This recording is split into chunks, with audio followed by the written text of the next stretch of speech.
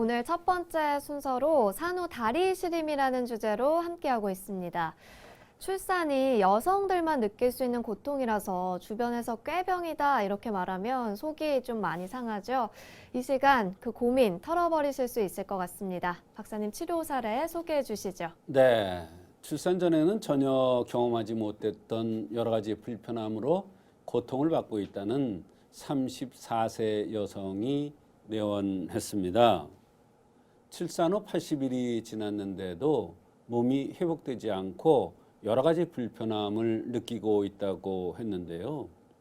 이 여성은 출산 후에 몸조리를 하는 약을 한 제 들었는데도 땀을 많이 흘리면서 다리가 시리다는 것입니다. 치아도 공기가 들어가면 시린 느낌이 들고 매우 고통스럽다고 했습니다. 찬물을 마셔도 치아가 시려서 고통스럽고, 여성이 땀을 흘리는 현상은 좋지가 않습니다.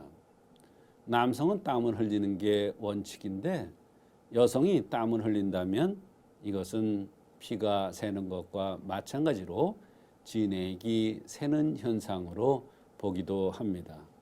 진액이 새기 때문에 당연히 다리가 시린 현상이 나타나는 것입니다.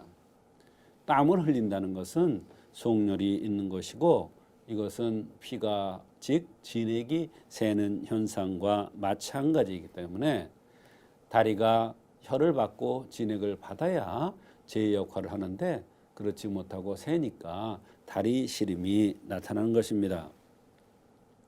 대개 출산 후에는 어혈을 제거하는 약을 2제, 그 다음에 몸을 보강하는 약을 3제 정도를 쓰는 것을 기본으로 하고 있습니다. 그런데 이 여성은 출산 후에 1제뿐이 들지 않았기 때문에 충분한 몸조리가 안 돼서 나타나는 현상이 되겠습니다. 말하자면 어혈을 제대로 빼주어서 그것이 혈실에 들어가지 말아야 되는데 글로 들어갔기 때문에 이런 고통이 있었던 것입니다. 네, 출산 후에 다리 시림 증상이 나타났는데요. 어떻게 치료를 해주셨습니까? 네, 우리가 이제 땀이 나면 일반적으로 생각하기에 땀을 안 나게 하는, 지한시키는 요법을 쓰면 된다 생각합니다. 그러나 이런 경우에는 지한을 시키면 안 됩니다.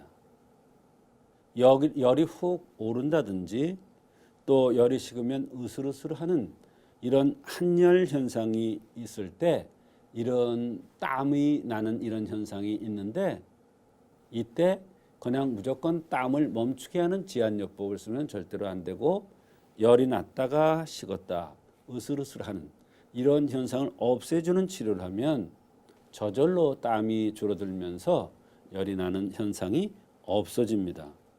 이것도 충분하게 바로 산후 어혈을 없애주는 치료를 하지 않아서 나타나는 그런 현상 중에 하나가 되겠습니다. 따라서 산후 어혈을 제거해주고 한열을 다스리기 위해서 시오 사물탕이라는 약을 투여하였던 것입니다. 네, 한약을 투약한 결과는 좀 어땠나요? 네, 이 한약을 투여 후 상당히 빠른 효과가 있었는데요. 산후 발열이 나면 낮보다 밤에 증상이 심한 것이 특징인데 이 여성도 마찬가지로 밤에 증상이 심했습니다. 귀신을 본 것처럼 헛소리를 하는 심각한 경우도 있는데 이 여성도 마찬가지 이런 증상도 있었습니다. 그래서 산후 몸조리를 철저하게 해줘야 되는데 그것을 못했기 때문에 산후 발열이 났던 것이고, 산후 몸조리는 아주 철저히 해야 되는 것입니다. 산후 다리 시림의 또 다른 사례가 있으시다면 한 분 더 소개를 부탁드립니다. 네, 앞의 경우에는 34세의 젊은 여성이 다리가 시린 경우였습니다. 이번에 말씀드릴 사례는 연세가 60대의 할머니께서 다리가 시리고 이런 현상으로 평생 고생을 하다가 산후 호로약을 쓴 이후로 좋아진 경우가 있어서 소개를 하는 것입니다. 출산 후 얼마 되지 않아서 산후 시림과 또 오랫동안 고생을 하다가 온 환자와는 치료법이 다릅니다. 그런데 산후 굉장히 오랫동안 고생을 한 걸 보면 산후 치료의 중요성을 우리가 새삼 중요하다는 것을 느끼게 됩니다. 산후에 제대로 된 치료를 하지 않으면 평생 고생을 할 수도 있겠구나 하는 그러한 좋은 그러한 사례가 되겠습니다. 네, 이분의 생김새도 궁금합니다, 박사님. 네, 이 60대 여성은 얼굴이 갸름하고 부드럽게 생겼으며 지적형으로 생겼는데요. 지적형이라는 것은 턱 있는 데가 통통하게 살이 붙은 것을 얘기합니다. 이 여성은 특히 볼살에 조혈이라고 해서 볼고조그만 이러한 홍조를 띠고 있었습니다. 이 조혈 현상인 홍조가 바로 다리 시림과 연관되는 그러한 것으로 저는 판단을 했습니다. 그런데 문제는 60대라는 연세가 문제가 되겠습니다. 60대라는 것은 호로증이 올 수 있는 연세입니다. 그래서 과연 이것을 산후 호로증으로 볼 것인가, 그냥 나이가 들어서 오는 호로증인 것으로 볼 것인가를 판단하기가 쉽지 않았습니다. 그러나 한의학에서는 원칙이 있습니다.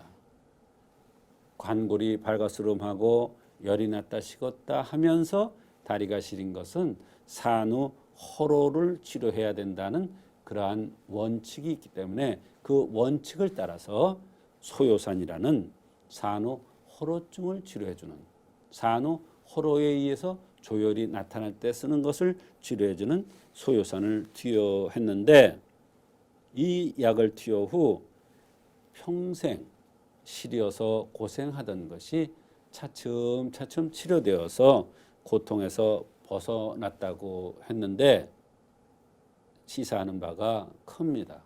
왜 그러냐? 산후 몸조리를 하지 않으면 평생 고생을 할 수 있다는 것을 일깨워준 그러한 좋은 사례가 되겠습니다. 네, 그렇군요. 불편해하는 증상들은 다른 어떤 것들이 있었나요? 네, 이분은 항상 피곤하고 갈증이 심하게 난다고 했습니다. 허리가 항상 아프고, 허리가 아픈데 그냥 짤록 허리가 아픈 게 아니라 엉치 쪽으로 허리가 아팠는데요.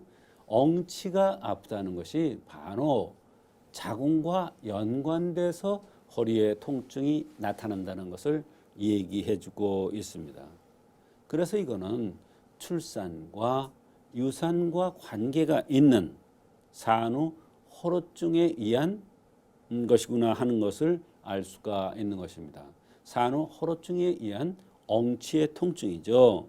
그래서 산후 호로약을 투여한 것이고, 그렇게 고통스럽던 다리 시림이 해결되었고, 총 6제를 투여했는데, 그것은 바로 이분이 연세가 60세라는 그러한 나이이기 때문에 6제를 투여했고, 이 두 가지 산후 시림의 치료 사례를 통해서 우리한테 주는 교훈은, 산후에는 반드시 어혈을 제거하는 치료를 하고, 또 산후에 몸을 회복해주는 치료를 두 번째 해야 된다는 그러한 아주 좋은 교훈을 주는 그러한 좋은 사례들이었습니다.